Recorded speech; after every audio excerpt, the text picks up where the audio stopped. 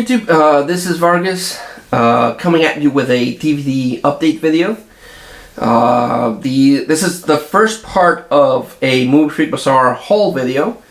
I've mentioned him before. He's a Facebook seller that every Wednesday has an online sale, and it's through him that I get the largest bulk of my movie collecting, since I am not going through any flea markets. They are open, but I'm just not going yet. So let's get started so I don't make a really long video. First one I picked up through him is Koronikas with John Leguizamo. I don't remember seeing this one, if I'm honest. I know of it. I know it's produced by Guillermo del Toro, I think. So I've been trying to track this one down, and he had a copy once, but it was region 4, and even though I do have a multi-region DVD, it doesn't always work. I don't know why. Maybe I'm just not setting it up properly, and my Blu-ray player, which is my PlayStation 3, only plays region 1, so I've been trying to track down a region 1 copy of this, and I finally found it, so super happy about that. Next one, I want to beef up my Steven Spielberg collection. Because the one that I've been trying to track down for the longest time was Duel, and I finally got a copy of Duel, so now that I have that finally added to the collection, I want to beef up the Steven Spielberg section and buy more of his movies that I haven't seen or don't own. This is one of those movies that I didn't have, and it's Amistad with Matthew McConaughey, Morgan Freeman, Digimon Hansel, and Matthew McConaughey. So I haven't seen that one, but I want to see it. This one is a blind buy. The way that Moviefreak Bazaar works is that you can buy 5 movies for a certain price and 10 movies for a lower price. So I usually go for the 10 movies. Sometimes a little bit more, but I usually go for the 10 movies. And I pick what I want or what I'm missing, and I usually end up with a blind buy just to fill out the 10. This is that blind buy, but I picked it up because it has Eric Roberts and Keith David, and it's The Butcher.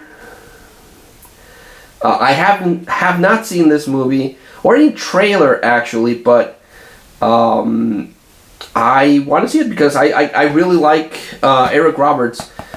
A lot more than his sister Julia Roberts, I think.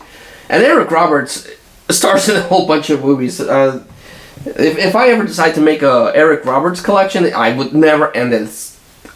If you think, or if I mentioned this before, if you think Nicolas Cage does a lot of movies, Eric Roberts does way more. Pick this one up, blind buy. It looked interesting. Dinosaur Island. I was doing a little bit of research online on this, and apparently it's the first movie to feature a feathered dinosaur. Because now scientists believe that dinosaurs had feathers, because apparently some dinosaurs evolved into modern birds. So, yeah, but I picked it because I like dinosaurs, and it sounded interesting. But also because it's weird that it has the dove logo here. And I usually see that in religious movies. So, I don't know. I'll check that one out. Picked up a copy of Hansel and Gretel Witch Hunters. Went to see this movie in the theater, and I liked it. I thought it was really cool. This is the theatrical version. There's an uncut version out there that I might track down. But this one was really good. I really enjoyed Hansel and Gretel. A couple of months ago, I picked up The Whole 9 Yards, which is a Bruce Willis movie that I was looking for. And Moviefreak Bazaar had the sequel, and I was like, well, I'll get the sequel, The Whole 10 Yards. Even though it does suffer from sequel syndrome, that the sequel is not as good as the first one. The first one I still like a lot more. Another blind buy, but I picked up because it has Brendan Fraser, and Brendan Fraser was really big for a while there, and then he kind of like disappeared into the ether.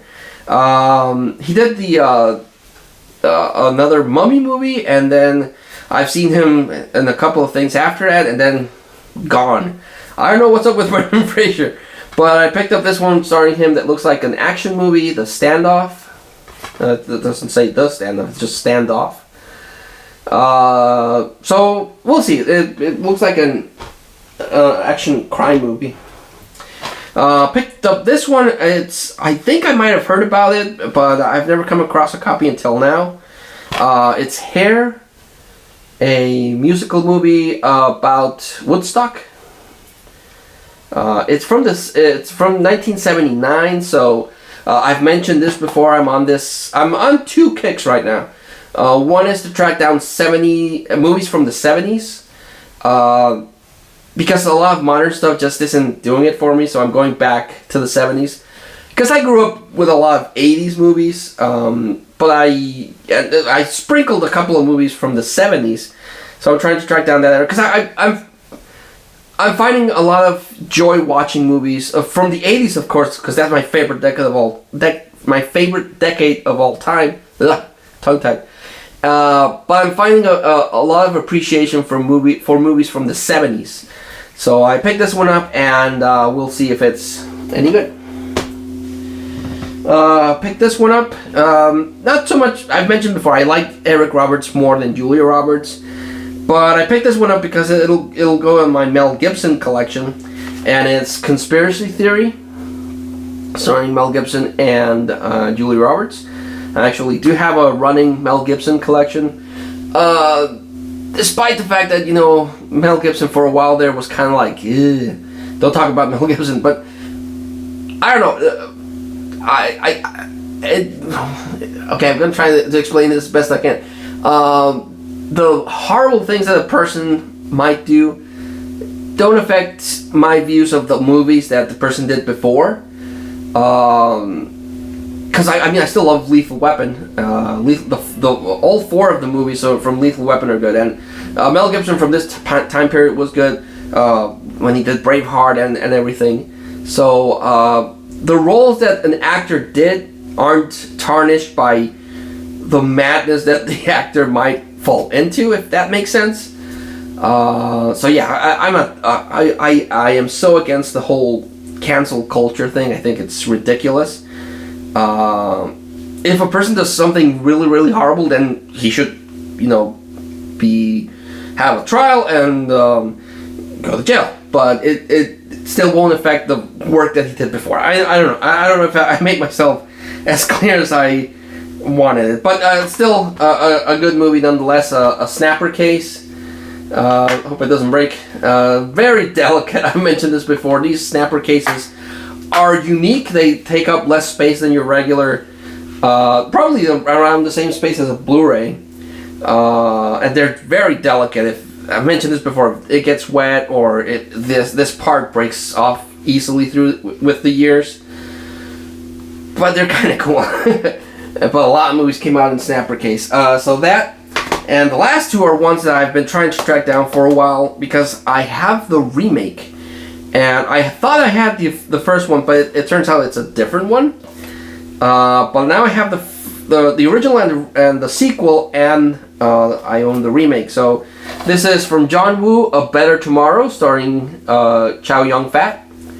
I'm missing Hard Boiled. I really, really want to get a copy of Hard Boiled because that movie is great. I love Hard Boiled.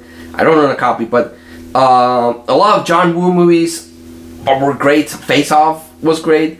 Broken Arrow, I think, was also from John Woo, but his work in Hong Kong, I think, is amazing. So I picked up A Better Tomorrow, and I picked up A Better Tomorrow 2. So have both of these. I think there's A Better Tomorrow 3 and the remake that I mentioned. So I need to get the third one, but happy to get these finally to the collection. Like always, I like to make a recommendation for the standout. I had a long time and a hard time tracking these. I'm really surprised that he had them, but I'm going to recommend A Better Tomorrow. Definitely give this one a watch. And if you can track down hard-boiled, do so. That one's also really cool. So this is the first part of the DVD pickup video that I have to share with you guys. I got one more haul to share, so I'll see you then. Till then, take care, and I'll see you soon. Bye.